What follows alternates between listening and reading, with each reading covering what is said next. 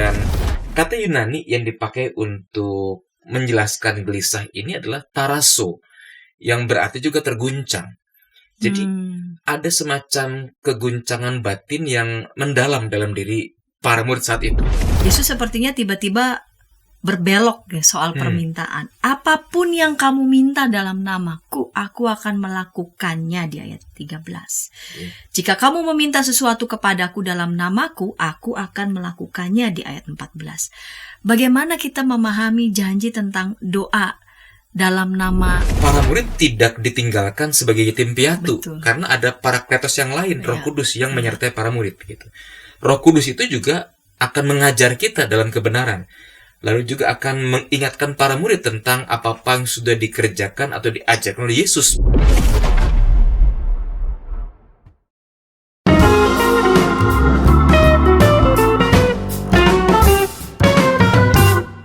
Sahabat YKB TV, sahabat Ngulik Alkitab, kita jumpa kembali dalam program ini, program Ngulik Alkitab, yang diselenggarakan sebagai sarana, sebagai media untuk kita bersama-sama tekun membaca Alkitab dan mengulik setiap pesan yang berharga dalam setiap teks yang kita ulik. Sahabat YKB TV, kita masih setia mengulik Injil Yohanes. Dan episode kali ini kita mengulik Injil Yohanes pasal 14 ayat 1 sampai 31 dengan judul Gelisah Namun Tidak Menyerah. Mungkin ada di antara sahabat yang mungkin saat ini sedang gelisah, dan teks Alkitab yang akan dibaca dan kita akan ulik bersama-sama kiranya boleh menjadi jawaban atas kegelisahan yang mungkin saja para sahabat saat ini sedang alami.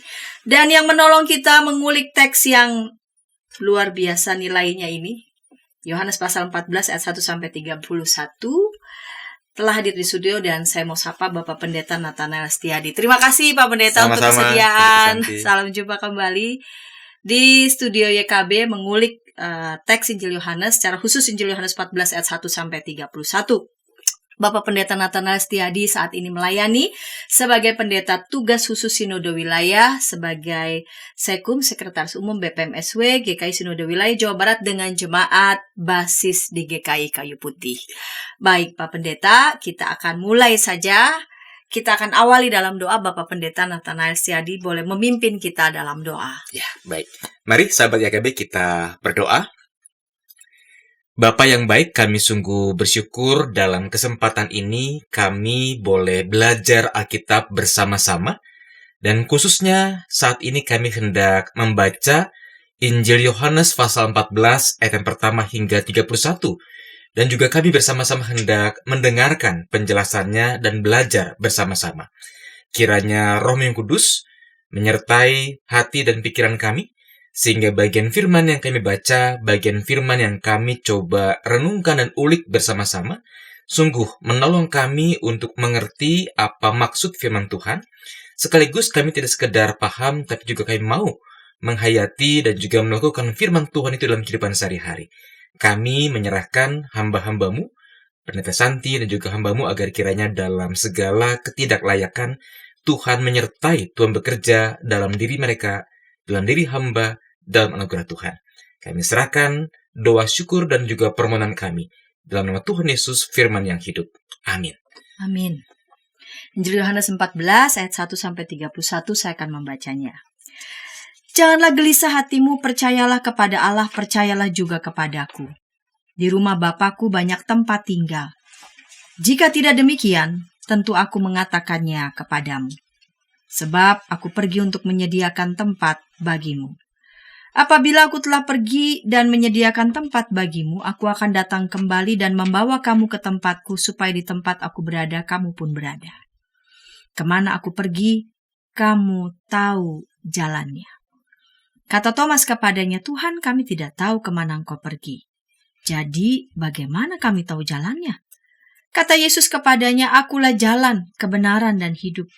Tidak seorang pun datang kepada Bapa kalau tidak melalui aku. Jika kamu mengenal aku, kamu juga mengenal Bapakku. Sekarang ini kamu mengenal Dia dan kamu telah melihat Dia. Kata Filipus kepadanya, Tuhan, tunjukkanlah Bapa itu kepada kami, itu sudah cukup bagi kami. Kata Yesus kepadanya, "Telah sekian lama aku bersama kamu, Filipus, namun kau tidak mengenal aku. Siapa yang telah melihat aku, ia telah melihat Bapa. Bagaimana engkau berkata, tunjukkanlah Bapa itu kepada kami? Tidak percayakah engkau bahwa aku di dalam Bapa dan Bapa di dalam aku? Apa yang aku katakan kepadamu tidak aku katakan dari diriku sendiri, tetapi Bapa yang tinggal di dalam aku, dialah yang melakukan pekerjaan-pekerjaannya. Percayalah kepadaku bahwa aku di dalam Bapa dan Bapa di dalam aku. Setidak-tidaknya percayalah karena pekerjaan-pekerjaan itu sendiri. Sesungguhnya aku berkata kepadamu, siapa yang percaya kepadaku, ia akan melakukan juga pekerjaan-pekerjaan yang aku lakukan, bahkan pekerjaan-pekerjaan yang lebih besar daripada itu. Sebab aku pergi kepada Bapa. Apapun yang kamu minta dalam namaku, aku akan melakukannya supaya Bapa dimuliakan di dalam Anak. Jika kamu meminta sesuatu kepadaku dalam namaku, aku akan melakukannya. Jikalau kamu mengasihi aku, kamu akan menuruti perintah-perintahku. Aku akan minta kepada Bapa dan ia akan memberikan kepadamu seorang penolong yang lain supaya ia menyertai kamu selama-lamanya, yaitu Roh kebenaran. Dunia tidak dapat menerima dia sebab dunia tidak melihat dia dan tidak mengenal dia. Namun kamu mengenal dia sebab ia menyertai kamu dan akan tinggal di dalam kamu. Aku tidak akan meninggalkan kamu sebagai yatim piatu. Aku akan datang kepadamu. Sesaat lagi dunia tidak akan melihat aku lagi, tetapi kamu akan melihat aku, sebab aku hidup dan kamu pun akan hidup. Pada waktu itulah kamu akan tahu bahwa aku di dalam Bapa-Ku dan kamu di dalam aku dan aku di dalam kamu. Siapa yang memegang perintah-perintahku dan melakukannya, dialah yang mengasihi aku. Siapa yang mengasihi aku, ia akan dikasihi oleh Bapa-Ku, dan aku pun akan mengasihi dia dan akan menyatakan diriku kepadanya.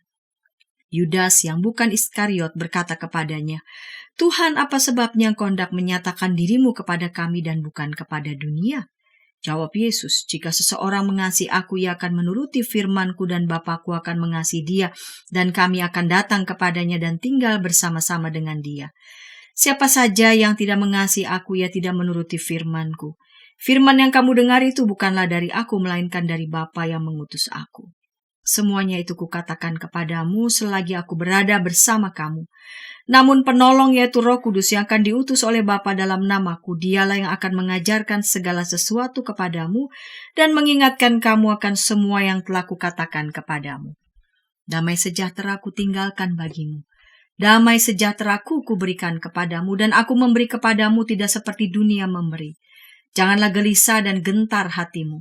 Kamu telah mendengar bahwa aku telah berkata kepadamu, aku pergi tetapi aku akan datang kepadamu. Sekiranya kamu mengasihi aku, kamu tentu akan bersuka cita karena aku pergi kepada Bapa-Ku, sebab Bapa-Ku lebih besar daripada aku. Sekarang juga aku mengatakannya kepadamu sebelum hal itu terjadi, supaya kamu percaya apabila hal itu terjadi.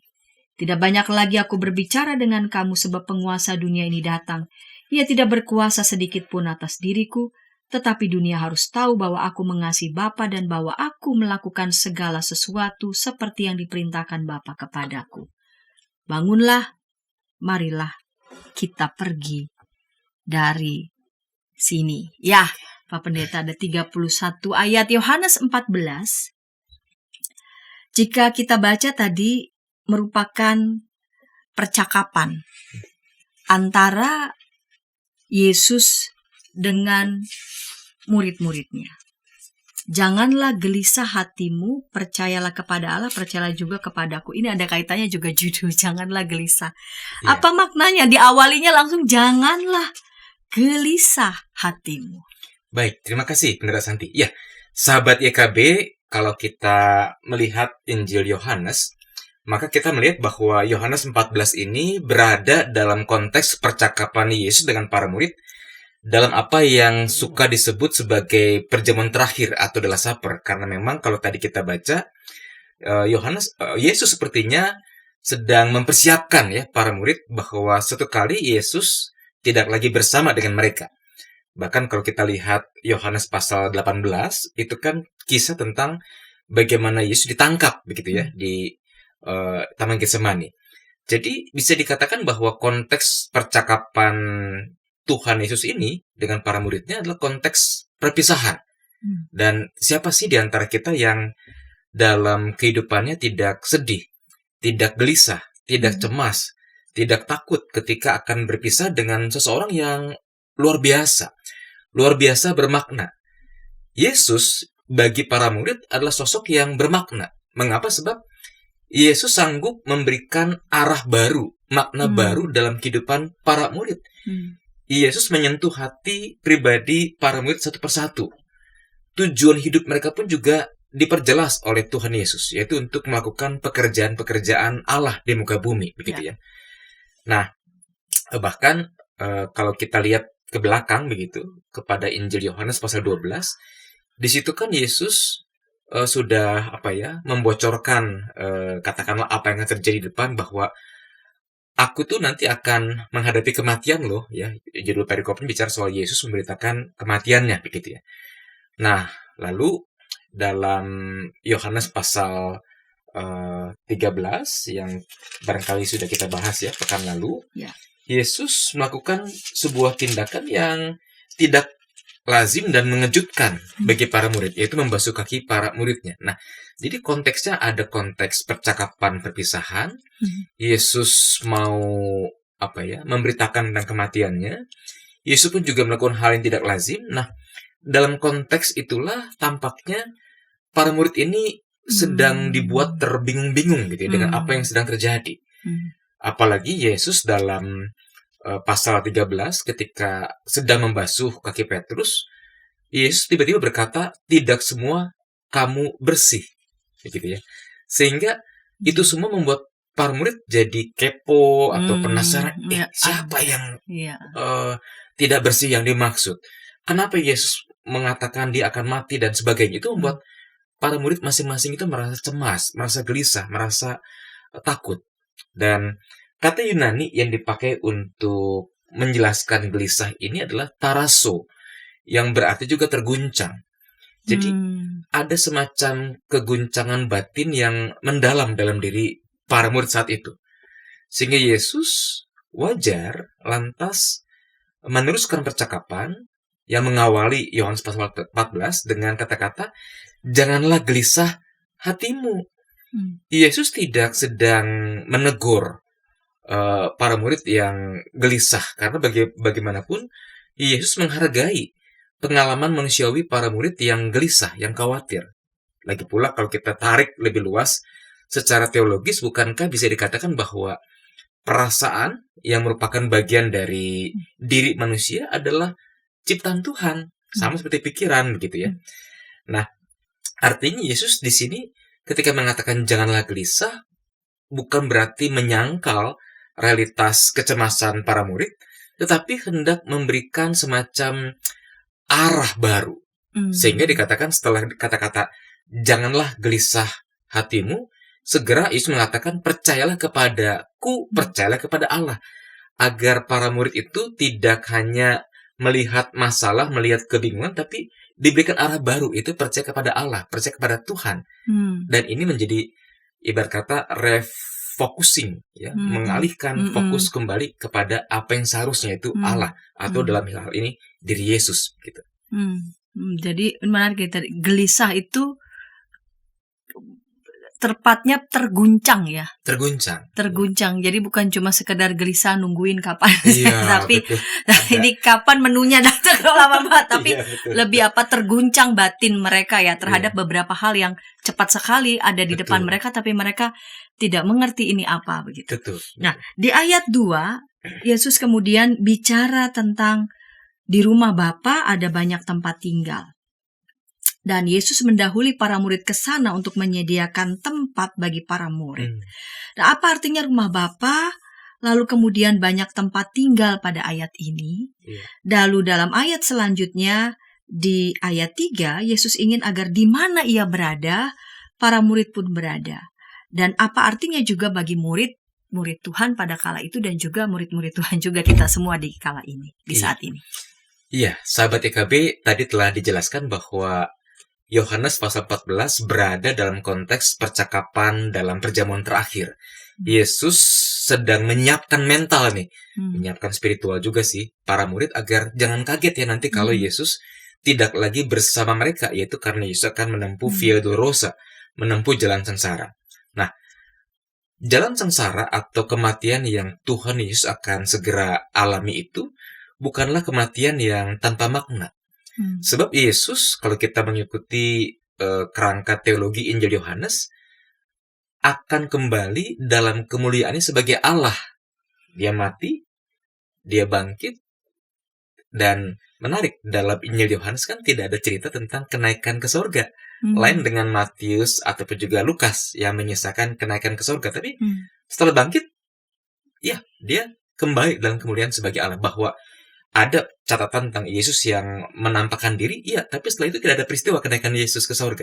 Begitu. Jadi Yesus yang memberitakan soal dalam rumah Bapakku ada banyak tempat, mau jelas mengatakan kepada para murid bahwa aku itu akan pergi ke tempat yang luar biasa indah, ke tempat asalku, yaitu rumah Bapa. Begitu ya. Nah, yang menarik adalah dalam ayat ini orang-orang percaya, para murid di masa itu maupun juga kita di masa kini, ternyata disediakan tempat juga oleh Yesus di rumah Bapa itu gitu. Dan bukankah ini menjadi semacam penghiburan bagi para murid yang sedang gelisah, yang sedang tergoncang tadi, bahwa para murid tidak akan ditinggalkan oleh Yesus. Para murid suatu saat akan kembali bersekutu dengan Tuhan Yesus, begitu ya. Nah, lebih lanjut, selain kata rumah Bapa, ada juga tempat tinggal. Nah, tempat tinggal ini diambil dari kata Yunani monai, yang menunjuk pada kediaman permanen, bukan sekedar tempat singgah. Kalau tempat singgah kan berarti ya mampir, mungkin semalam 2 malam, pindah lagi. Dan itu tempat yang barangkali menimbulkan kecemasan juga. Aduh, setelah dari sini kami kemana ya? Lagi? Akan ada kebingungan. Tapi ini tempat yang permanen, sehingga orang tidak lagi akan gelisah. Dan tempat yang permanen itu berarti bicara soal kepastian, bicara soal tempat yang jelas. Nah, jadi ada 2 makna yang bisa ditekankan di sini. Yang pertama adalah bahwa Yesus memang menunjuk kepada asalnya, bahwa dia berasal dari rumah Bapa gitu. Ya, dan Yesus akan kembali pada kediaman yang sama dengan Bapa. Ya, tadi saya bahasakan Yesus kembali dalam kemuliaan sebagai Allah. Ya, nah, memang ada yang mengatakan rumah Bapa sebagai surga, ya itu sebuah tafsiran yang bisa diterima begitu ya. Nah, kedua, Yesus ingin agar di mana ia berada di rumah Bapa itu, para murid pun juga berada, begitu. Ini bicara tentang bagaimana Yesus berfokus pada relasi. Jadi sekalipun Yesus mau pamitan, sekalipun Yesus mau menempuh Via Dolorosa itu, tapi Yesus tetap menawarkan dan menjamin relasi bagi para murid yang percaya kepadanya. Bagi kita juga orang percaya yang percaya kepadanya. Relasi itu tidak lantas terputus hanya gara-gara Yesus kembali dalam kemuliaan sebagai Allah. Bahkan relasi itu akan semakin dalam. Nanti di ayat berikutnya kita akan perjelas hal itu. Baik, Pak Pendeta, kita lanjut ya. Di bagian sebelumnya, Yesus menyampaikan keinginan agar di mana ia berada, para murid berada. Lalu Yesus menegaskan bahwa para murid tahu jalan ke situ. Tapi Thomas nih ya, sepertinya ingin mewakili para murid. Berani dia menyentuhkan pertanyaan ya. Kami tidak tahu kemana engkau pergi. Bagaimana kami tahu jalan ke situ? Lantas di ayat 6, Yesus mengatakan, akulah jalan dan kebenaran dan hidup. Ini ya ayat yang kerap dimengerti juga sebagai eksklusivitasnya iman Kristen. Nah, bagaimana kita memahami ayat ini juga konteksnya, Pak Pendeta? Baik, terima kasih Pendeta Santi. Ya, sahabat YKB, memahami Yohanes 14 ayat yang ke-6 tadi tidak bisa dilepaskan dari konteks percakapan yang terjadi saat itu dan juga teologinya Yohanes begitu ya. Nah, pertama, saya membaca ayat ini atau teks ini secara pastoral. Bahwa tadi para murid sedang gelisah, sedang terguncang tadi dengan banyaknya peristiwa yang cepat terjadi dan bikin mereka bingung. Apa sih yang sedang mereka alami begitu ya. Nah, karena itu ketika Yesus mengatakan, aku adalah jalan, maka Yesus sedang memberikan arah kepada para murid begitu. Lalu, kalau para murid ingin tinggal di rumah Bapa bersama Yesus, ketika Yesus mengatakan akulah jalan, maka caranya adalah ayo ikutlah Yesus, percaya kepada Yesus begitu ya. Nah, kenapa? Kenapa ikutlah Yesus? Kenapa ketika dikatakan akulah jalan, para murid itu perlu mengikuti Yesus? Karena Yesus katakan, akulah kebenaran. Karena Yesus adalah kebenaran, sehingga kita layak, kita perlu, kita harus mengikuti Yesus, begitu ya.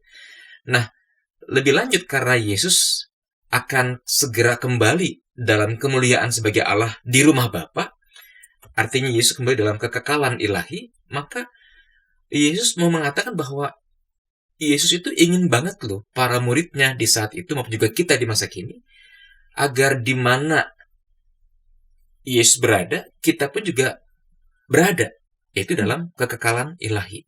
Itu sebabnya Yesus mengatakan, dan hidup, akulah jalan dan kebenaran dan hidup, begitu ya. Nah, itu yang pertama. Yang kedua, saya mau melihat dari teologinya Yohanes.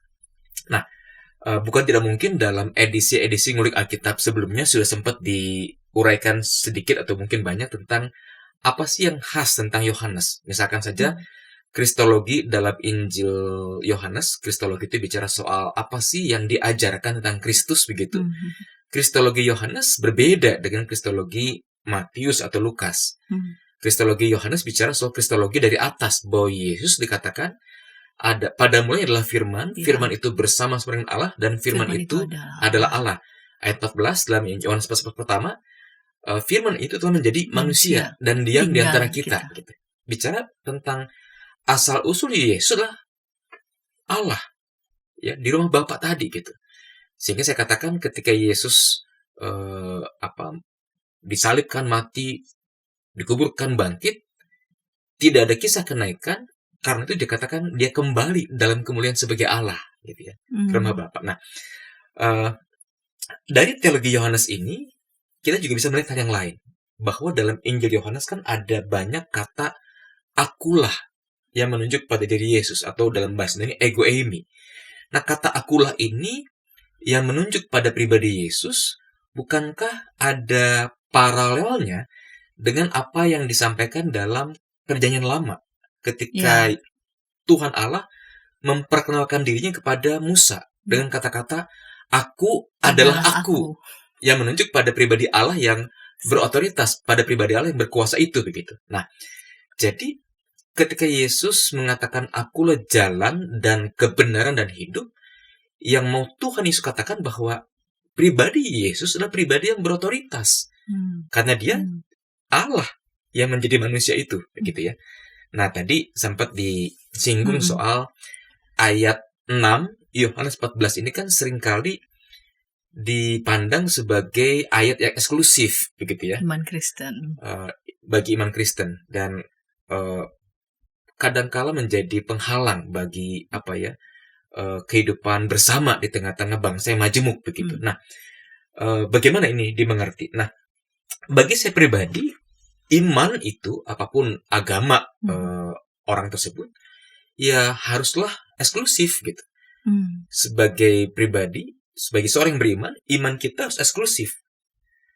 Tidak sama kan iman kita dengan iman agama orang lain, begitu. Nah, karena kalau iman kita tidak eksklusif, yang terjadi jangan-jangan nanti percampuran antara apa yang kita imani dengan apa yang orang lain imani, begitu. Dan hanya demi katakanlah persahabatan, lantas kita mencampur-campurkan iman. Menurut saya itu membahayakan Injil, atau katakanlah membuat kita tidak lagi Kristiani, jangan-jangan, begitu ya. Nah, tapi pada saat yang sama, eksklusivitas kita itu seharusnya tidak meniadakan, tidak menihilkan, tidak menyingkirkan orang lain yang berbeda. Berbeda iman, berbeda agama dengan kita, begitu. Apalagi kekristenan kan mengajarkan hukum yang pertama dan utama adalah kasih kepada Allah, kasih kepada sesama, begitu.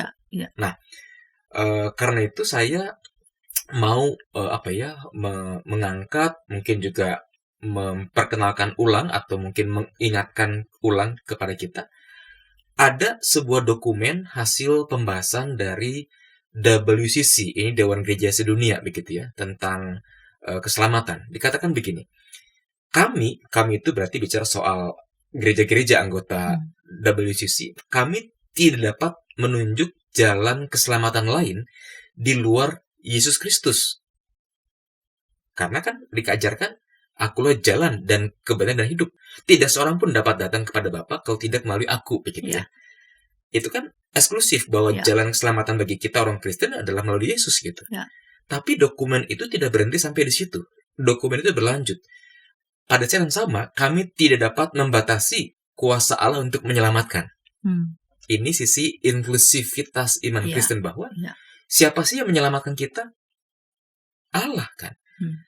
Allah itu punya kuasa untuk menyelamatkan kita orang-orang Kristen, maupun juga Allah punya kuasa untuk menyelamatkan mereka yang menurut otoritas Allah layak mendapatkan anugerahnya, layak mendapatkan rahmatnya. Gitu. Dan siapa pula kita yang berhak lalu kemudian berhak kita selamat, mereka nggak selamat, begitu. Menentukan ya.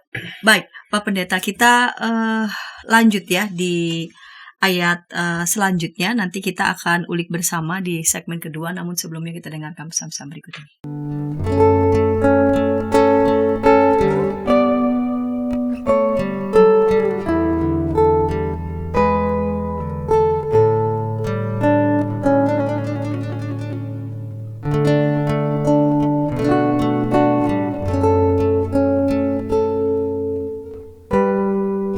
Para pimpinan gereja di sana-sini mengakui bahwa jangankan warganya atau para pendetanya, mereka sendiri juga tidak begitu tahu karena sesudah menerima dokumennya taruh di kantor sinode tidak ada upaya untuk sosialisasi. Jadi sama juga kayak masalah bioetika di Indonesia ya, apakah boleh begini, apakah boleh, tapi kita harus bertanya lebih dalam lagi sebagai orang Kristen, apa sikap etis dan apa keputusan etis yang merupakan refleksi daripada visi moral dari iman Kristen.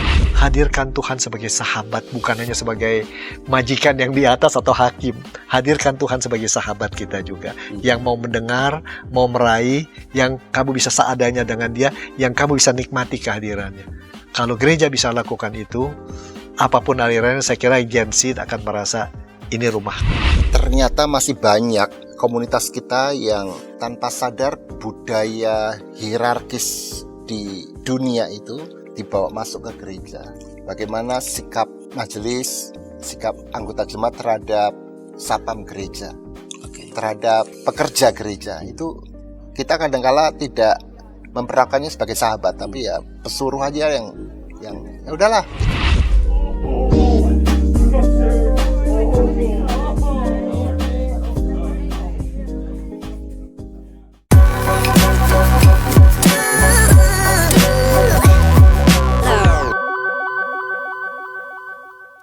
Sahabat IKB TV, sahabat Ngulik Alkitab, senang masih bersama dengan kami dalam program Ngulik Alkitab. Kita sedang mengulik Injil Yohanes 14 ayat 1 sampai 31 dengan judul Gelisah namun tidak menyerah. Saya mengajak sahabat dapat berinteraksi di kolom komentar yang sudah tersedia dengan narasumber Bapak Pendeta Nathanael Setiadi.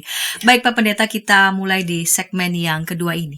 Di segmen yang pertama, Bapak Pendeta Adi telah menjelaskan tentang pengajaran Yesus kepada para muridnya agar jangan gelisah walau Yesus akan kembali ke rumah Bapa. Dan artinya kalimat Yesus itu, akulah jalan, kebenaran, dan hidup. Nah, teks Alkitab lalu kemudian berlanjut tentang percakapan mengenai relasi Yesus dengan Bapa di ayat 7 dan juga seterusnya. Bagaimana kita bersama-sama dapat memahami tentang hal ini? Iya, baik. Sahabat YKB, tadi di segmen pertama kita sudah diingatkan tentang teologi Yohanes. Ya.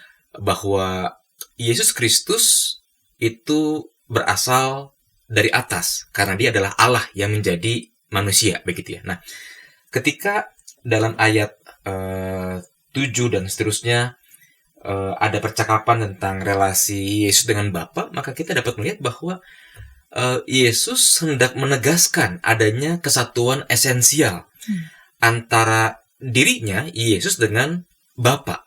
Dikatakan dalam ayat yang ke-9 misalkan ya. Barang siapa melihat aku, ia melihat Bapa. Bukankah itu bicara soal kesatuan esensial? Dan memang jelas kalau kita tarik ke pasal pertama Yohanes kan dengan jelas dikatakan pada mulanya adalah firman. Firman itu bersama dengan Allah dan firman itu adalah Allah. Ada kesatuan esensial di sana, begitu ya.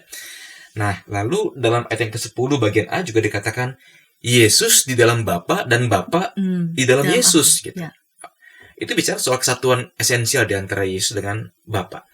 Lalu di ayat yang ke-10 bagian lanjutnya dikatakan, apa yang aku katakan kepadamu tidak dikatakan dari diriku sendiri, gitu. Tapi Bapa yang diam dalamku, dialah yang melakukan pekerjaan. Ya.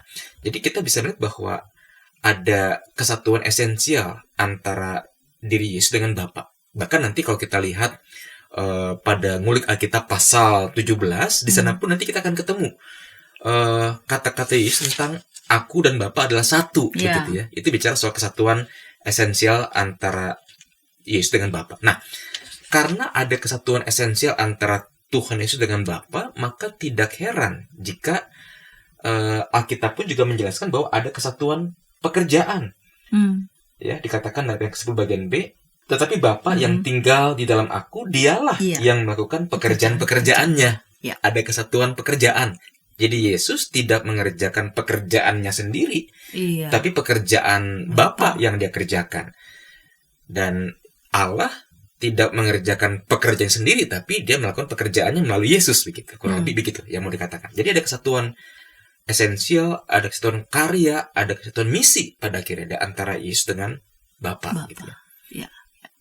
Apa maksud Yesus ketika berkata bahwa para murid akan melakukan pekerjaan-pekerjaan Yesus, bahkan pekerjaan-pekerjaan yang lebih besar yang dicatat di situ di ayat 12. Sesungguhnya aku berkata kepadamu, siapa yang percaya kepadaku ia akan melakukan juga pekerjaan-pekerjaan yang aku lakukan, bahkan pekerjaan-pekerjaan yang lebih besar daripada itu. Daripada itu sebab aku pergi kepada Bapa. Iya. Sahabat EKB, pekerjaan-pekerjaan yang lebih besar kadangkala dipahami secara kualitatif, lebih hebat, lebih keren, begitu ya.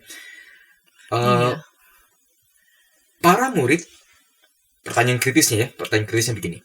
Kalau ayat ini dipahami seperti itu, seolah-olah para murid itu akan mengerjakan pekerjaan yang lebih hebat daripada Yesus, begitu, lebih keren daripada Yesus.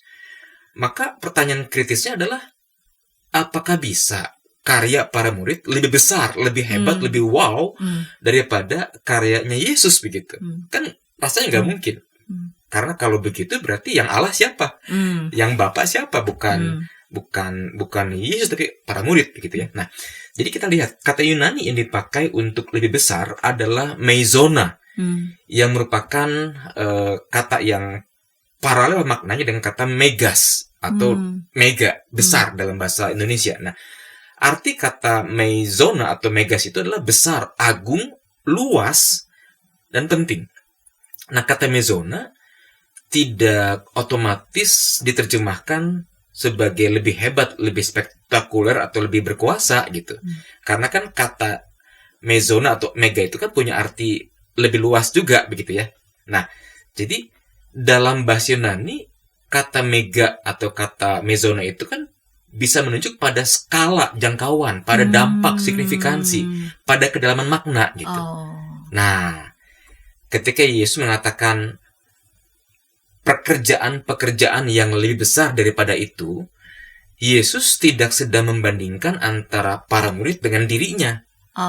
Ini bukan soal murid versus Yesus, gitu. Bukan itu. Kata daripada yang dipakai dalam ayat ini kan memang menunjuk pada sebuah komparasi, pada sebuah perbandingan, gitu ya. Andi lebih tua daripada Budi, misalkan. Itu kan perbandingan. Ya. Nah, apa kalau begitu yang dibandingkan dalam ayat ini? Yang dibandingkan adalah pekerjaan-pekerjaan pada fase pelayanan Tuhan Yesus sebelum dia disalibkan. Karena kan konteksnya kan Yesus mau ditangkap, mau disalib. Berarti ada fase pada Yesus hidup dibandingkan dengan karya Kristus, karya Allah, pekerjaan-pekerjaan Bapa yang akan dilanjutkan oleh para murid setelah Yesus kembali ke sorga, gitu. Atau katakanlah kembali dalam kemuliaan sebagai Allah. Nah, karya yang dilanjutkan oleh para murid itu lebih besar.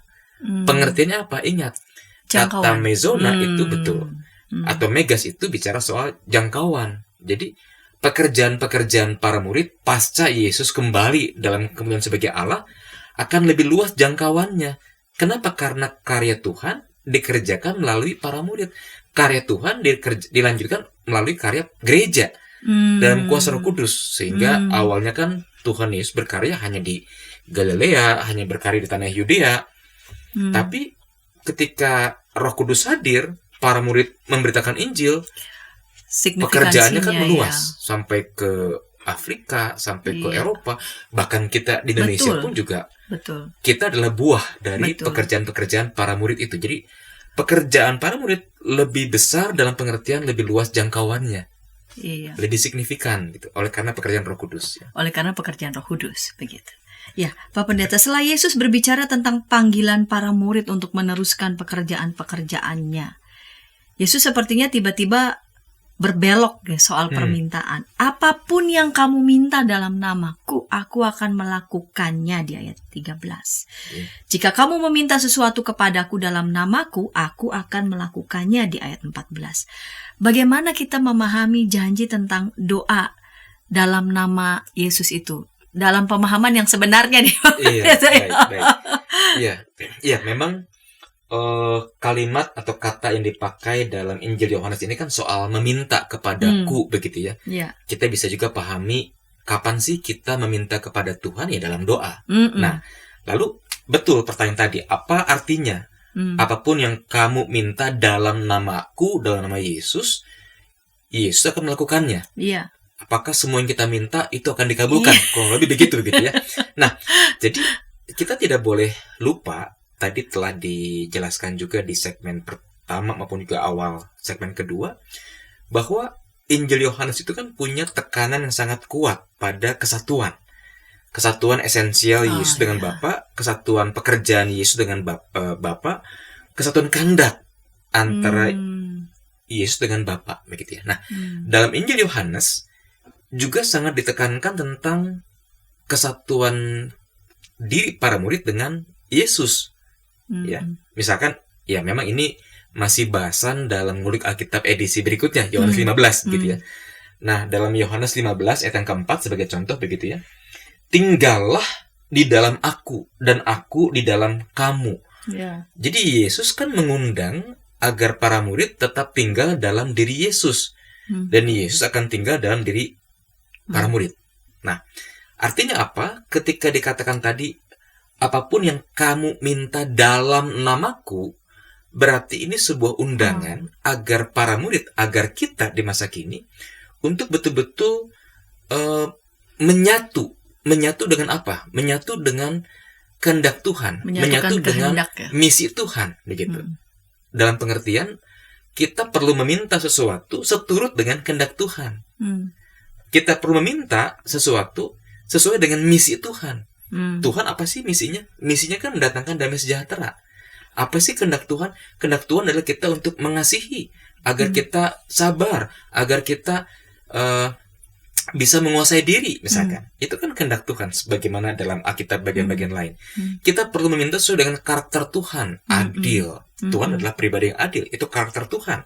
Tuhan adalah pribadi yang kasih dan juga setia. Maka kita perlu menyadari ada karakter Tuhan yang demikian, begitu ya. Jadi kembali pada ayat tadi, kalau kita meminta sesuatu dalam doa kita sesuai dengan karakternya Tuhan, Tuhan saya mau menjadi pribadi yang adil. Atau kita meminta sesuatu sesuai dengan kehendak Tuhan, Tuhan saya mau agar saya makin sabar menghadapi pasangan dan menghadapi anak-anak. Tuhan saya ingin agar saya makin peduli kepada tetanggaku, kepada mereka yang berkekurangan. Bukankah apa yang tadi dicontohkan sebagai permintaan itu kan sesuai dengan kehendak Tuhan, sesuai dengan firman Tuhan, sesuai dengan karakter Tuhan. Nah, kalau kita minta sesuatu sesuai dengan karakter Tuhan, kita minta sesuatu sesuai dengan kehendak Tuhan, masa sih nggak dikabulkan oleh Tuhan? Itulah pengertian. Apapun yang kamu minta dalam namaku, dalam kesatuan dengan kehendak Tuhan, dalam kesatuan dengan misi Tuhan, dalam kesatuan dengan karya Tuhan, maka Tuhan akan melakukannya bagi kita. Ini menarik ya. Jadi meminta segala sesuatu itu dalam doa menyatukan kehendak seperti kehendak Tuhan. Berarti seperti misinya Tuhan. Seperti misinya Tuhan. Seperti karakter-karakter yang dikehendaki Tuhan. Iya. Baik, Pak Pendeta Adi. Kita lanjut di segmen ketiga. Segmen selanjutnya mengulik ayat selanjutnya dan tentu saja melihat relevansinya untuk kehidupan kita sehari-hari. Kita akan ulik, namun sebelumnya kita dengarkan pesan-pesan berikut ini.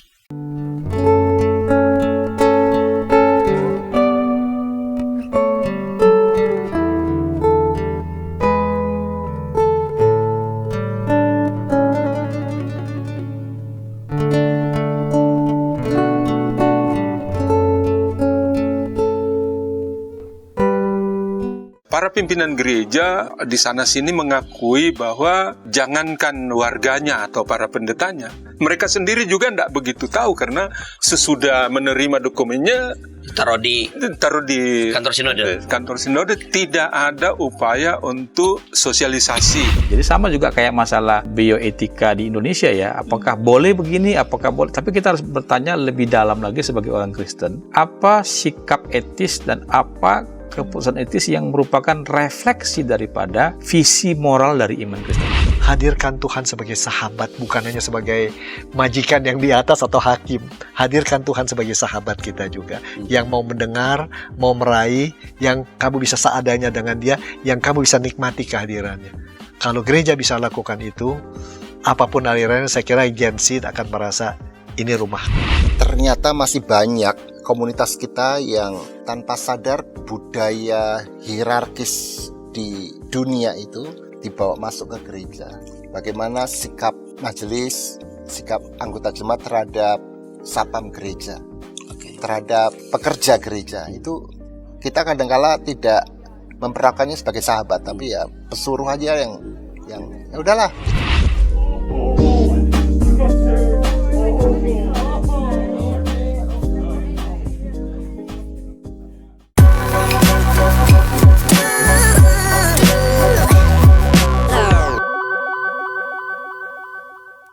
Sahabat IKB TV, sahabat Ngulik Alkitab, senang masih bersama dengan kami dalam program ini, program Ngulik Alkitab. Kita sedang mengulik Injil Yohanes pasal 14 ayat 1 sampai 31 dengan judul Gelisah Namun Tidak Menyerah. Kita memasuki segmen ketiga, segmen terakhir ini dengan Bapak Pendeta Nathanael Setiadi sebagai narasumber. Baik, Pak Pendeta Adi, kita lanjut di segmen ketiga ini.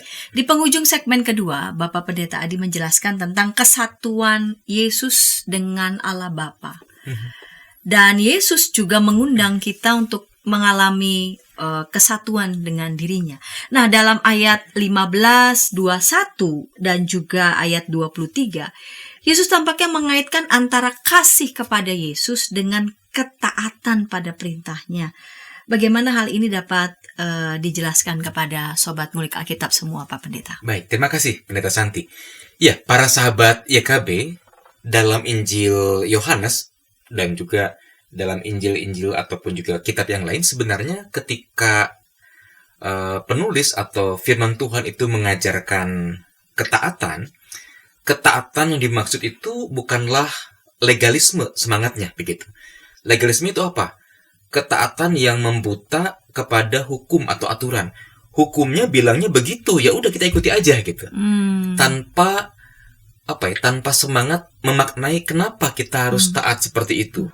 Apa semangatnya? Atau bahkan karena pengertian legalisme, lantas orang taat karena takut hukuman gitu. Misalkan seorang pengemudi motor atau pengemudi mobil melihat di depan ada seseorang dengan topi putih, baju coklat, ini polisi begitu ya. Lalu dia segera periksa, dia pakai seatbelt nggak? Dia pakai helm nggak? Dia bawa SIM nggak? Lalu kalau nggak pakai seatbelt, segera pakai seatbelt. Artinya itu kan taat karena takut. Nah, ketaatan menurut Alkitab bukanlah dalam pengertian legalisme seperti itu. Tapi ketaatan itu merupakan sebuah ekspresi kasih. Kasih kepada Allah atau kasih kepada Yesus itu mendahului ketaatan, gitu ya. Jadi kalau kita adalah orang-orang yang mengasihi Allah, ya berarti kan kasih mendahului, kasih yang pertama. Maka kita harus taat, harus mengikuti perintah-perintahnya, gitu ya. Jadi kasih itu mendahului ketaatan. Nah, dalam konteks Indonesia ada kecenderungan formalisme agama.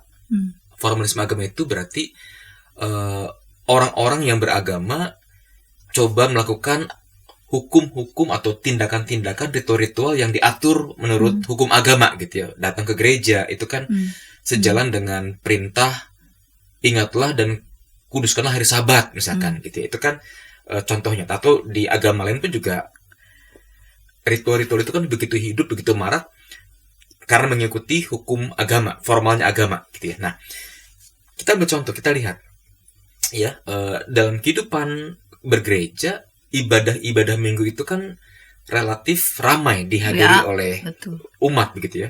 Bahkan ketika libur masa Nataru yang lalu, kebanyakan gereja kan penuh, padat karena orang dari luar kota kembali ke kota asal. Bahkan gereja-gereja di luar kota pun juga kelimpahan umat yang datang dari kota-kota besar dan sebagainya begitu ya. Nah, itu contoh bagaimana ada ketaatan terhadap hukum Sabat, ingatlah dan kuduskanlah hari Sabat. Tapi kita lihat kenyataannya bagaimana perilaku orang-orang yang usai beribadah itu gitu. Ketika parkiran begitu padat, begitu ramai, ada mobil yang menghalangi atau mobilnya kesenggol, jangan-jangan langsung pengemudi itu marah-marah begitu kan, bahkan memukul mungkin orang yang menghalangi jalannya gitu, padahal baru ikut kebaktian gitu ya. Nah, bukankah itu mau menunjukkan bahwa ketaatan seringkali dalam kerangka formalisme tadi, dalam kerangka legalisme tadi gitu, tidak didasarkan pada spirit kasih, tidak didasarkan pada motivasi kasih, pada niatan kasih gitu ya. Atau dalam praktek, atau bukan dalam praktek, dalam kasus-kasus penegakan hukum, tidak sedikit koruptor yang ditangkap tangan dan bahkan akhirnya terbukti bersalah itu kan ternyata orang Kristen gitu. Tentu kan ini menjadi sebuah hal yang miris bahwa ada unsur atau ada apa ya kasus-kasus khusus kriminalisasi ya. It's okay, ini sebuah sebuah situasi yang pernah terjadi, kita prihatin dengan itu. Tapi kan ada juga orang-orang yang sudah mengikuti mekanisme hukum dengan jelas, dengan benar, dan mereka adalah orang-orang Kristen yang melakukan korupsi. Bukankah ini bicara soal bagaimana hidup beriman itu ya harusnya holistik. Ya. Dia mengasihi Tuhan, maka dia perlu mengikuti perintah-perintah Tuhan. Ya, sehingga ada kehidupan yang utuh. Nah, Yesus dengan ayat 15, ayat 23 yang bicara soal barang siapa mengasihi aku, ia akan mengikuti perintah-perintahku begitu, mau mengatakan bahwa hidup beriman, hidup percaya kepada Yesus haruslah hidup dalam kesatuan diri, bukan dalam dikotomi, bukan dalam dualisme begitu. Oh, kalau di gereja ya lu perlu saleh, lu perlu senyum, lu perlu ramah kepada semua orang, lu perlu saling mengasihi. Tapi di luar dunia atau di luar gereja, di dunia begitu ya, ikuti aja arusnya. Kalau orang marah-marah ya kita marah-marah. Orang melanggar hukum, langgar lampu merah, ikutin aja gitu ya. Toh semua orang melakukan hal itu. Kadang-kadang kan pola pikir yang berkembang seperti itu. Nah, dualisme yang seperti itu pada akhirnya membuat hidup ini terfragmentasi, hidup ini terpecah-pecah dalam diri kita gitu. Oh, kalau di gereja kita harus baik, saleh, penuh kasih. Tapi kalau kita di jalanan ya ada hukum tersendiri yang dianut oleh dunia. Hidup kita terbelah, terfragmentasi. Nah, Yesus tidak mengendaki itu. Yesus inginnya adalah agar kita hidup dalam kesatuan diri. Kalau kita mengasihi Tuhan, ya maka kita harus mengikuti perintah-perintahnya.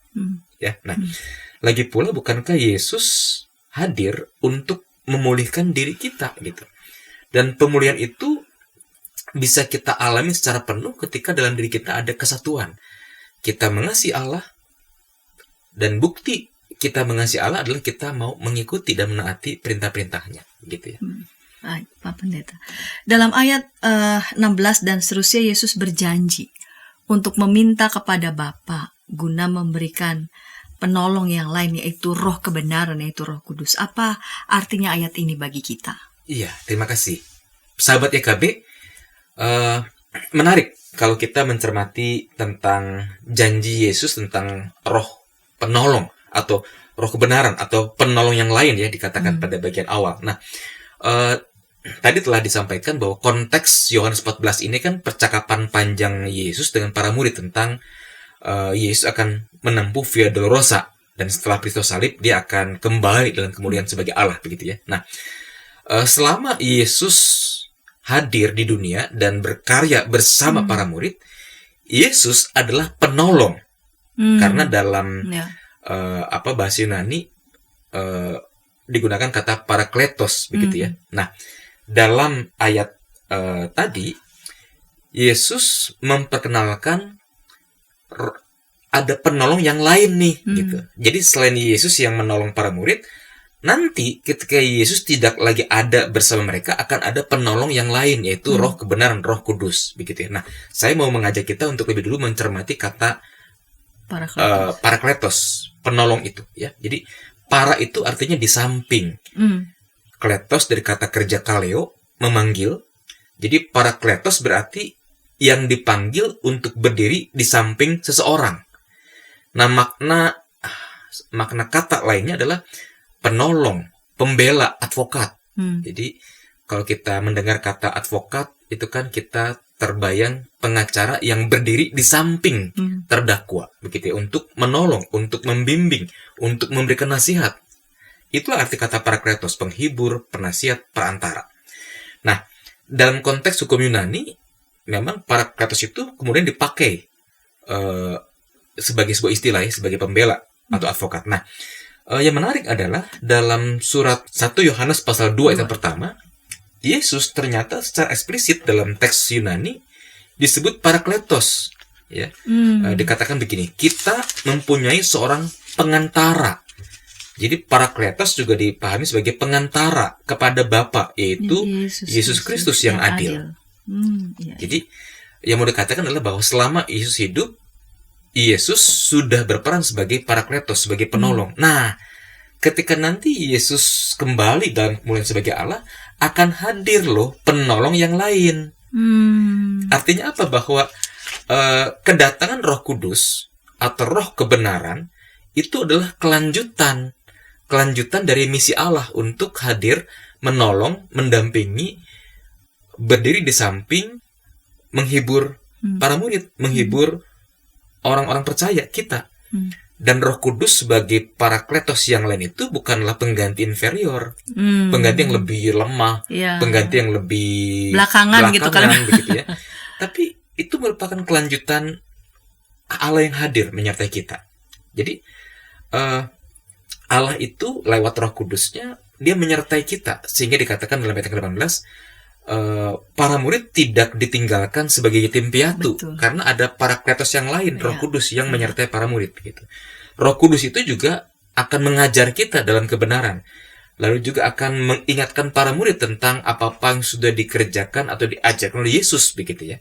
Jadi Roh Kudus atau parakletos yang lain itu bukan pengganti inferior, tapi dialah yang akan melanjutkan karya Yesus atau kehadiran Yesus di tengah-tengah para murid.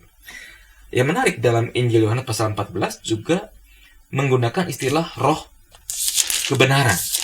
Dan tadi di segmen pertama kita sudah membahas kata-kata Yesus, akulah jalan dan kebenaran.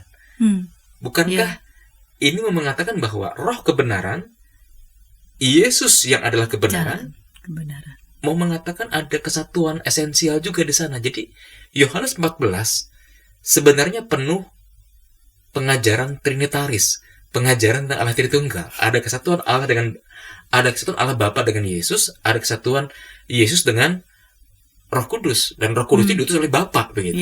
Ada kesatuan, ada pengajaran soal trinitaris di dalamnya. Setelah Yesus menjelaskan begitu luasnya ayat tentang Roh Kudus, Roh kebenaran, penolong yang lain itu, Yesus kemudian melanjutkan janji tentang damai sejahtera yang ditinggalkan Yesus bagi para murid, dan dinyatakan bahwa damai sejahtera itu tidak sama dengan yang dunia berikan. Ini apa artinya ayat ini buat kita? Baik, Pak Pendeta. Sahabat YKB, kata damai sejahtera dalam ayat ini diambil dari kata Yunani eirene. Jadi kalau ada Bapak Ibu pemirsa yang bernama Irene atau Irene, itu artinya damai sejahtera, begitu ya. Nah, kadangkala eirene itu atau damai sejahtera dipahami secara sempit, yaitu ketiadaan konflik, sebuah kondisi tidak ada perang, tidak berantem, ini damai gitu. Tapi kan nggak selalu begitu. Ya. Pasangan suami istri, mereka tinggal serumah, masih tinggal di ranjang yang sama, ya, pada malam hari begitu. Tapi ternyata hatinya sedang bergejolak satu sama lain, sedang saling membenci.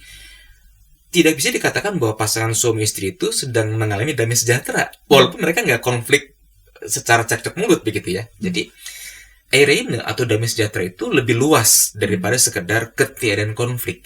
Eirene itu bicara soal keutuhan hidup kita di hadapan Allah.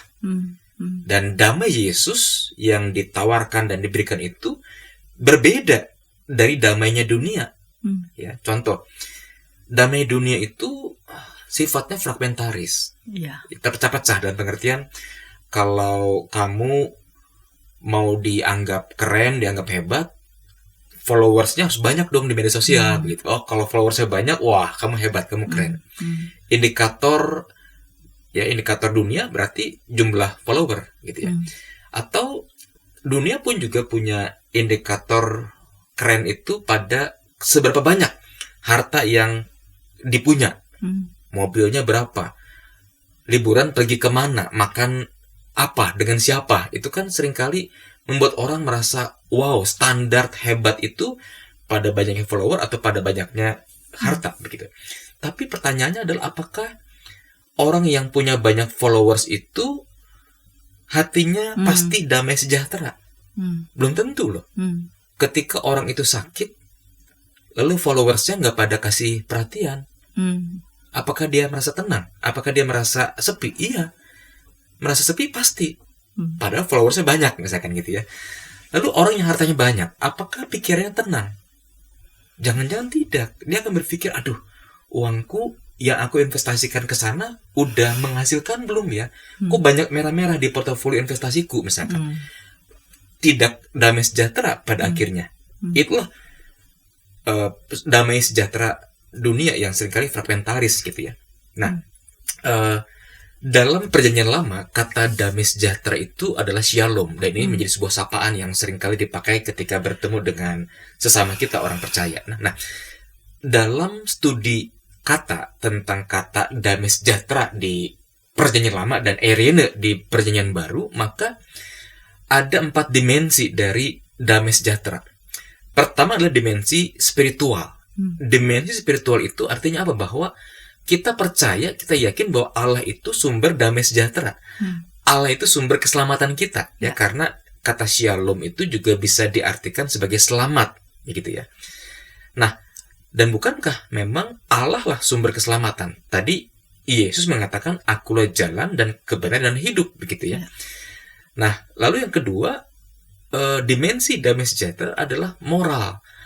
Allah sumber damai sejahtera itu kan mengajarkan kehendaknya kepada kita. Mengasihi musuh, jauhkanlah yang jahat, lakukanlah yang baik.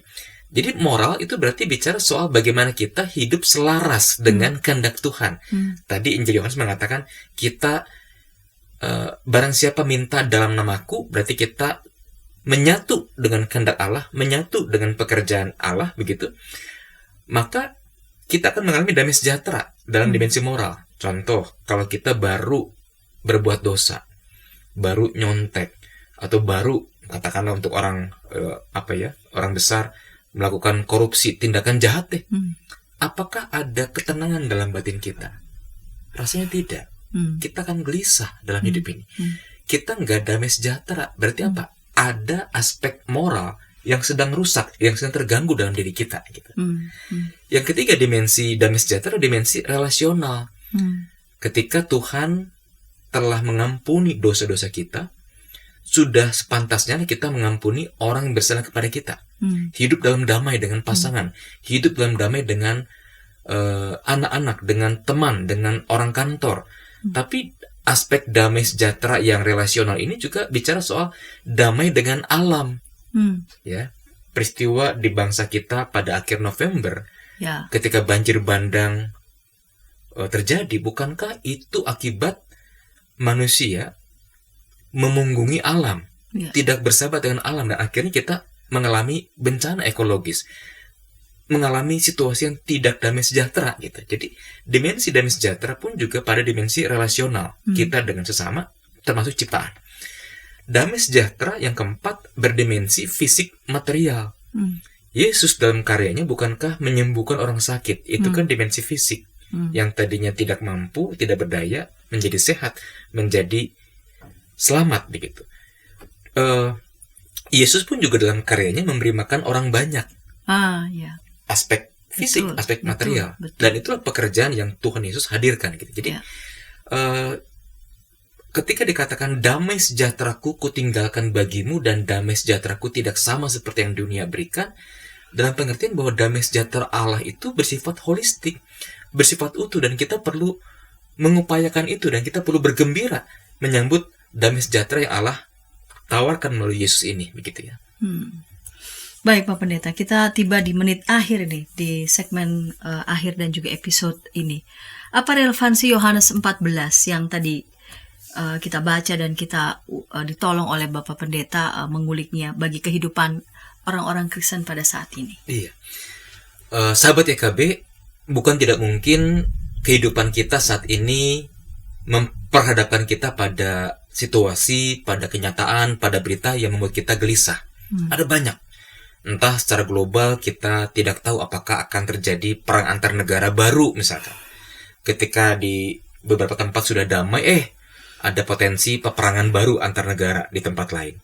Atau di Indonesia, kita mungkin gelisah apakah bencana ekologis akan terjadi di tempat yang lain lagi. Ketika melihat kebijakan pemerintah kok sepertinya tidak kuat dalam pengawasan di lapangannya begitu. Betul. Sehingga banyak penyalahgunaan di sana sini.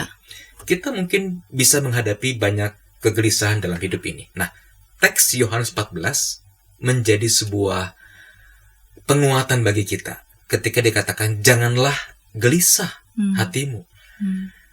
Dan sekaligus kita diberikan arah yang baru bahwa lihatlah Yesus, lihatlah Allah sebagai sang jalan, sebagai kebenaran dan hidup itu begitu. Sehingga perhatian kita, penglihatan kita sepertinya direfocusing. Jangan melulu kita lihat pada masalah. Karena masalah-masalah itu seringkali membuat kita gelisah. Iya. Ya, nah, kalau begitu apa? Lihatlah pada Allah, lihatlah pada pribadi Yesus yang adalah jalan, yang adalah kebenaran, yang adalah hidup, yang juga telah memberikan Roh Kudus-Nya, Parakletos yang lain untuk menyertai kita, begitu.